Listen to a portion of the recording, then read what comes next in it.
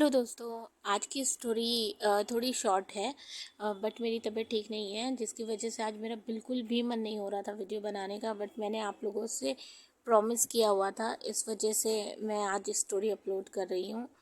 So please video को ज़रूर like कर दीजिएगा, और अगर जो चैनल पे नए हैं तो प्लीज़ वो पिछले एपिसोड ज़रूर देख लें, जिससे उन्हें स्टोरी बेहतर समझ आएगी। तो अब हम स्टोरी को आगे बढ़ाते हैं। मैं बहुत प्यार करती हूँ और उनकी तकलीफ़ को कम करने ही यहाँ आई थी। मैंने किसी को भी बेवकूफ़ नहीं बनाया। अमरेंद्र जी गुस्से से बोलते हैं, बस करो, अपने यह झूठे आंसू मेरे सामने मत बहाओ, क्योंकि मुझे पता है कि तुमने पैसों के लिए कॉन्ट्रैक्ट मैरिज की है। मालिनी जब यह सुनती है तो उसकी आंखें फटी की फटी रह जाती हैं। अमरेंद्र जी, तुम्हें क्या लगता है मुझे कुछ नहीं पता? मुझे सब पता है। अपने भाई और पोते की खबर मुझे हर वक्त रहती है। मैं उनसे बहुत प्यार करता हूँ। मैंने वीर को कब का माफ़ कर दिया। मैं बस यही चाहता था कि वो मुझसे सामने से माफ़ी मांगे, और आज उसने ये भी कर दिया।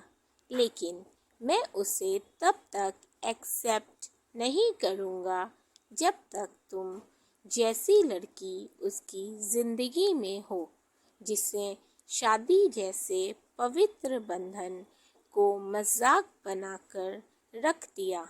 मालिनी की आंखों से आंसू लगातार बहता जा रहा था। वह अपने आंसू को साफ करती हुई बोलती है, ठीक है, मैं वीर की ज़िंदगी से हमेशा के लिए चली जाऊंगी, लेकिन पहले आपको उन्हें माफ़ करना होगा।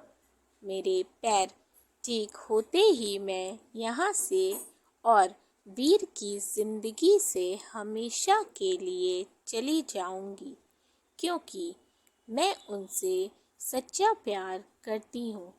भले ही हमारी शादी कॉन्ट्रैक्ट मैरिज थी, लेकिन मैंने हमेशा ही इस रिश्ते को दिल से निभाया है।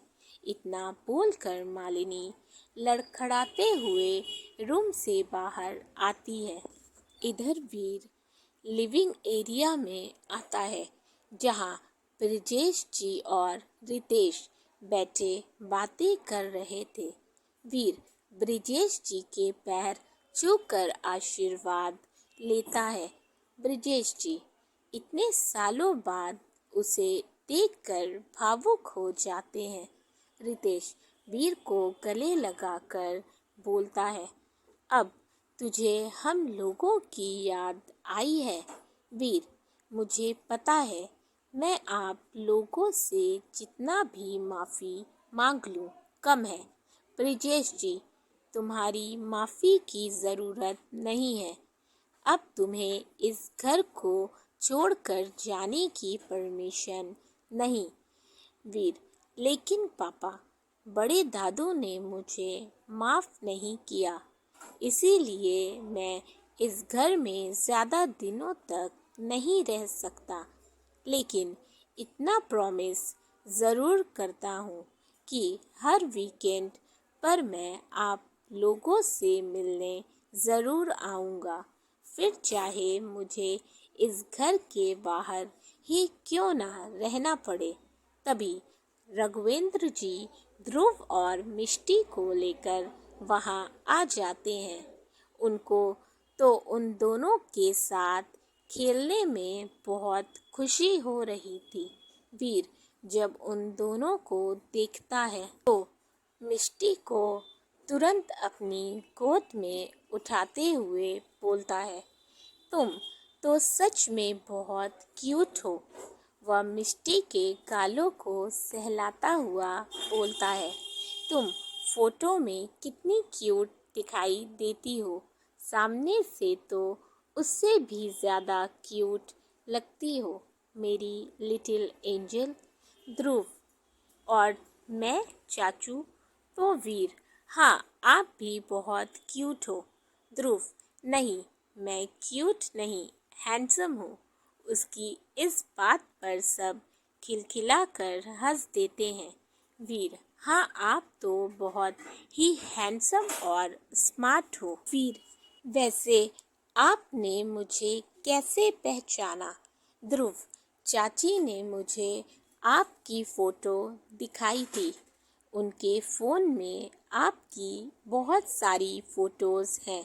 रितेश, वैसे आपके चाचू के फ़ोन में भी आपकी चाची की खूब सारी फ़ोटोज़ होंगी। तभी खुशी वहाँ आ जाती है। डिनर रेडी है, आप लोग आ जाएं। खुशी वीर से बोलती है, तुम दोनों का डिनर तुम्हारे रूम में भिजवा देती हूँ। वीर, नहीं भाभी, हम दोनों भी डिनर आप लोगों के साथ ही करेंगे। वह अपने रूम की ओर आता है तो देखता है कि मालिनी धीरे धीरे सामने से आ रही है। वीर तुरंत उसके पास जाता है। तुम्हारे पैर में चोट लगी है और तुम पूरे घर में घूमती फिर रही हो। वह तुरंत मालिनी को अपनी बाहों में उठा लेता है और रूम में लाकर बेड पर बैठाते हुए बोलता है, वैसे तुम्हारा चेहरा ऐसा क्यों लग रहा है जैसे तुम रोई हो? मालिनी हड़बड़ाते हुए बोलती है, नहीं तो ऐसा कुछ भी नहीं है, भला मैं क्यों रोऊंगी? इतना बोलते ही मालिनी वीर के सीने से लगकर फफक कर रोने लगती है। वीर मालिनी को ऐसे रोता देख परेशान हो जाता है। वह मालिनी का चेहरा अपने हाथों में भरकर उसके आंसू पोंछते हुए बोलता है, क्या हुआ मालिनी? तुम ऐसे क्यों रो रही हो? प्लीज़ चुप हो जाओ। मैं तुम्हें ऐसे रोते हुए नहीं देख सकता। क्या बड़े दादू ने तुम्हें कुछ बोला है? मालिनी चुप हो जाती है और वीर से बोलती है, नहीं ऐसा कुछ नहीं है। मालिनी बहाना बनाती हुई बोलती है, मुझे मामा जी की याद आ गई थी। उनसे मिले बहुत दिन हो गए हैं।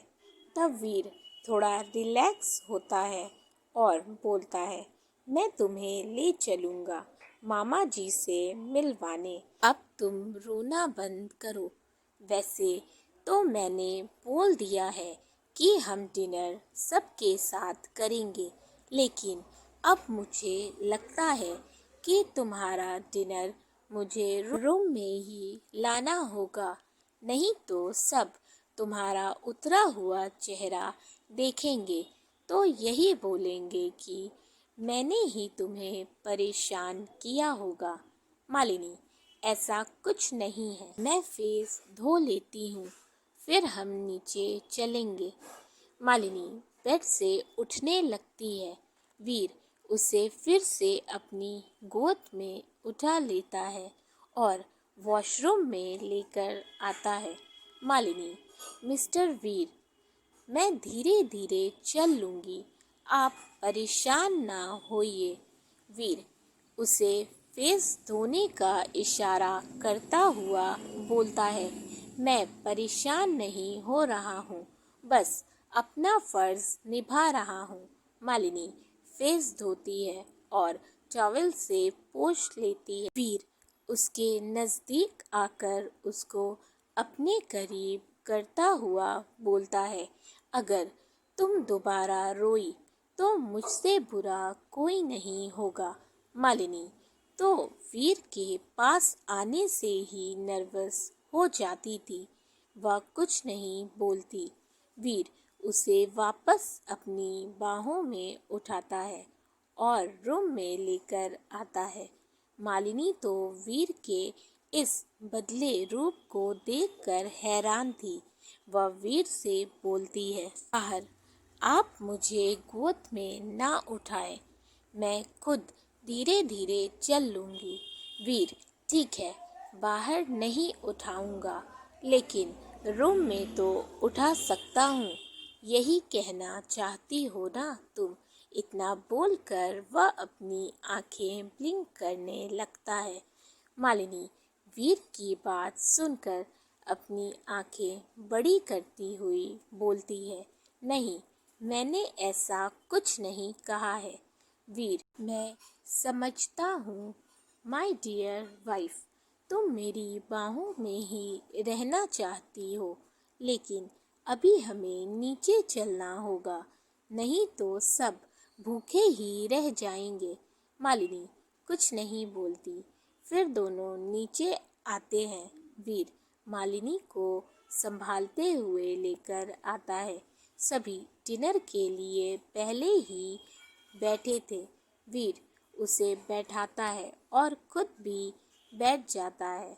तभी वीर की नज़र अमरेंद्र जी की चेयर पर जाती है, जो खाली थी। वो रघुवेंद्र जी से पूछता है, तो वह चेयर से उठते हुए बोलते हैं, मैं अभी जा ही रहा था। वीर बोलता है, दादू आप बैठिए, मैं खुद उन्हें मना कर लाऊंगा। वह उठता है और उनके रूम की ओर चला जाता है।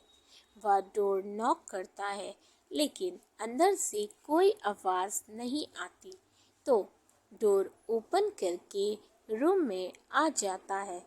उसकी नज़र जब अमरेंद्र जी पर पड़ती है, तो वीर देखता है कि अमरेंद्र जी आंखें बंद किए हुए अपने बेड पर लेटे थे। वीर उनके पास बैठता है और उनका पैर दबाने लगता है। अमरेंद्र जी आंख बिना खोले ही बोलते हैं, तुम यहाँ क्यों आए हो? वीर, आपको खाने पर ले जाने के लिए, क्योंकि जब तक आप डिनर नहीं करेंगे, घर में कोई भी डिनर नहीं करेगा। मैं भी कुछ नहीं खाऊंगा। सभी आपका वेट कर रहे हैं। प्लीज़ बड़े दादू, मेरी वजह से सबको सज़ा मत दीजिए।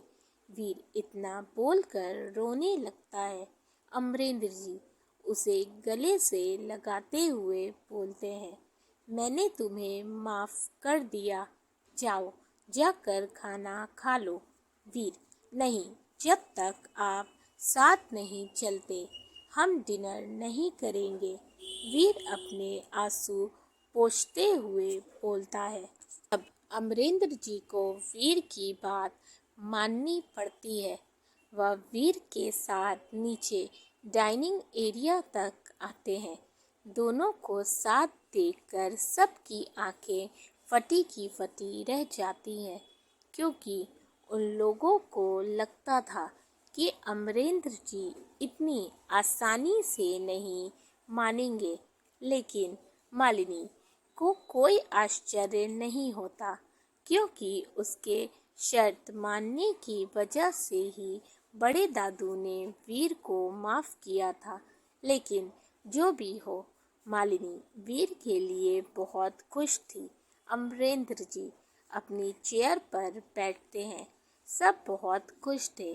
तभी मालिनी अपनी चेयर से उठकर जाने के लिए कदम बढ़ाती है। अमरेंद्र जी, रुक जाओ, तुम यहाँ बैठकर डिनर कर सकती हो। मैंने वीर को माफ़ कर दिया। तब यह सुनकर खुशी से उछल पड़ते हैं। मालिनी चुपचाप अपनी चेयर पर बैठ जाती है। सब हंसी खुशी डिनर करने लगते हैं। मालिनी का तो पूरा ध्यान वीर पर ही था। वह बार बार वीर को देखे जा रही थी, क्योंकि इतने सालों बाद वीर को इतनी खुशी जो मिली थी, उसका परिवार, बड़े दादू की माफ़ी मिली थी। मालिनी उसके लिए दिल से खुश थी, लेकिन उसको छोड़कर जाना उसके लिए बहुत मुश्किल था। मालिनी इन्हीं ख्यालों में गुम धीरे धीरे खा रही थी। वीर उसकी प्लेट में और खाना डालता हुआ बोलता है, तुम्हें पूरा खाना फिनिश करना है। मालिनी, मैं इतना सारा खाना अकेले कैसे खाऊंगी। दोस्तों, अगर आपको स्टोरी अच्छी लगी हो तो प्लीज़ वीडियो को लाइक कर दें, चैनल को ज़रूर सब्सक्राइब कर लें, साथ ही अपने फैमिली एंड फ्रेंड्स के साथ शेयर करें। अपने फीडबैक हमें ज़रूर देते रहें। Thank you for watching and keep supporting. Bye.